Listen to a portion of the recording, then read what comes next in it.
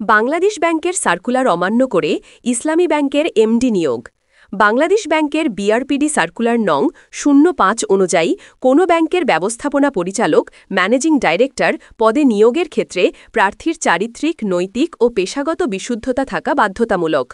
সার্কুলারে স্পষ্টভাবে বলা আছে, ৩. তিনি কোনো ফৌজদারি আদালতের আদেশে দণ্ডিত নন কিংবা জালিয়াতি, আর্থিক অনিয়ম বা অনৈতিক কর্মকাণ্ডের সঙ্গে জড়িত নন বা শাস্তিপ্রাপ্ত হননি। ৬. তিনি অর্থ আত্মসাৎ, দুর্নীতি, জালিয়াতি বা অনিয়মজনিত কারণে কোনো প্রতিষ্ঠান হতে বরখাস্ত, অপসারিত, অব্যাহতিপ্রাপ্ত বা পদাবনতিপ্রাপ্ত নন। এ ধরনের কোনো অনিয়ম, অপরাধ, কর্মকাণ্ডের বিরুদ্ধে তার নামে অভিযোগ বা মামলা চলমান নেই।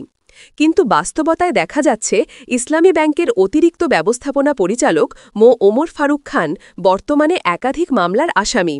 তথ্য অনুযায়ী, ইসলামী ব্যাংকের স্থানীয় কার্যালয়ের ম্যানেজার থাকা অবস্থায় তিনি নাসা গ্রুপের ২৭০০ কোটি টাকার ভুয়া ইনভেস্টমেন্ট এবং সেঞ্চুরি ফুড গ্রুপের ৬৫০ কোটি টাকার ভুয়া ইনভেস্টমেন্ট কেলেঙ্কারিতে জড়িত অভিযোগে দুদক কর্তৃক দায়ের করা ২টি মামলার আসামি। শিক্ষাগত যোগ্যতা নিয়েও প্রশ্ন।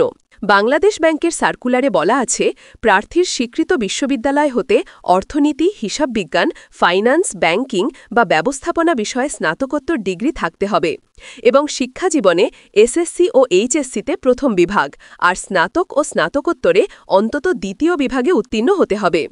কিন্তু ওমর ফারুক খানের একাডেমিক রেকর্ডে দেখা যায়, তিনি শিক্ষাজীবনের কোনো পর্যায়েই প্রথম বিভাগ অর্জন করতে পারেননি এবং তার কোনো ডিগ্রি অর্থনীতি, হিসাববিজ্ঞান, ফাইন্যান্স, ব্যাংকিং বা ব্যবস্থাপনা বিষয়ে নয়। প্রশ্ন রয়ে গেল।